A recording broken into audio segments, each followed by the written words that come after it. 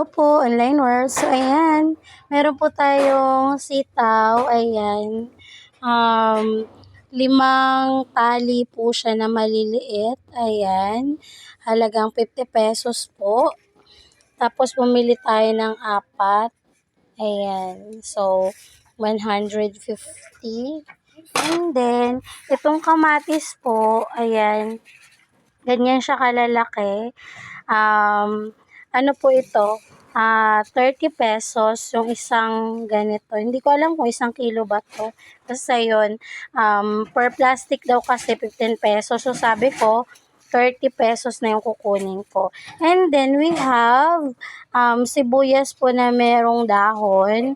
So perfect yung dahon na to pang sabaw-sabaw, ganun. Tapos ito naman panggisa yung laman niya.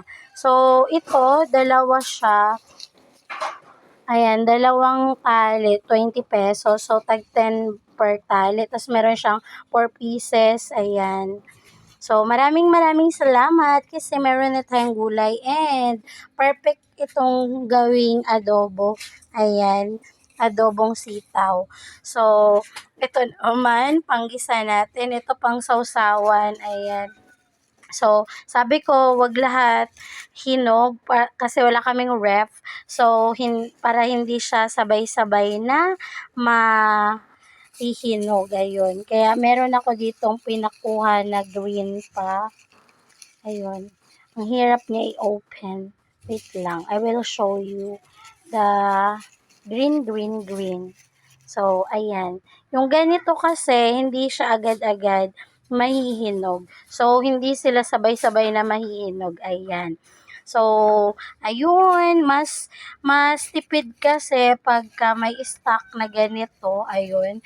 So, pwede siyang sausawan, lagyan ng mangga at sibuyas, ayun. Kagabi, yun yung aming sausawan. Tapos, chicharon yung ulam namin. Ayun. So, baka gusto nyo din ng gulay, ayan.